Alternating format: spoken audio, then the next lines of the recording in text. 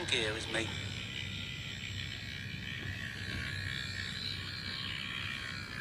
Balik po tayo sa ating public service portion. Babala, medyo masaya lang po ang kasong ito. Kaya, patnubay po sa mga manonood. Andito po sa ating studio ngayon si Ma'am Sheila para ireklamo ang kanyang mister. Niloko siya habang nagtatrabaho siya sa Dubai at sinasaktan pa ang kanilang mga anak. Pero hindi niya matanggap ay isinasama pa ang kanyang anak sa kababuyan. Magandang. What's up guys, everyone, my name is Rana. Anong ibig People keep shooting me for absolutely no Kuya, reason. na ginagawa ni Mr. Sir, yung si Arjun po ay asawa ko. So, anak po namin yung dalawa.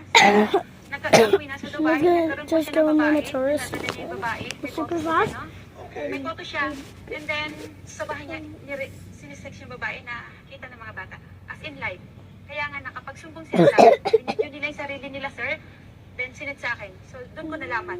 Andito po yung video ng mga bata. Okay, so ibig sabihin, habang nagsisex si Mr. Nakapanood sa at bata. yung kanyang kalaguyo sa harap ng mga bata, Yes, sir. dalawa, Siya po nagsumbong sa akin. nakita mo?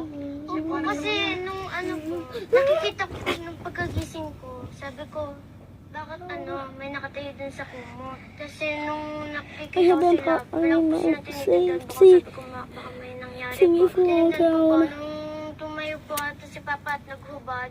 This is super good for Nakita niya me. po akong tumitingin, kaya pinatulog na po ako. Okay, I cannot see. Perfect. Opo, yung babae po. Okay. Wow. Why am I so quick? Then every week, sir, nagpapadala ako sa kanya. Ito yung sample na resibo. Sa isulooban na isang linggo, ang budget nila sa akin is 400 dirham. Sa peso money, pag ang dollar ay mababa, medyo maliit. I 5 got plus. almost closing Ito my po, eyes every for week, no ang budget reason. nila My sa akin. goodness. Weekly po. Opo, ito po yung sample lang. Marami po akong Oh, resibo that's na nasa so Dubai. sexy. Papapunto So po. malaki po yung This binibigay is ng gonna be budget. Kaya super siguro na sexy. kung babae kasi sobra-sobrang Sir, pera. kasi Meron dun barato. Ano daw?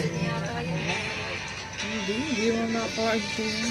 Kuya, Wala pa yung may birthday eh. kuya, ano po Birthday na si Tambol. Ngayon lang. Wala pa naman sa parte.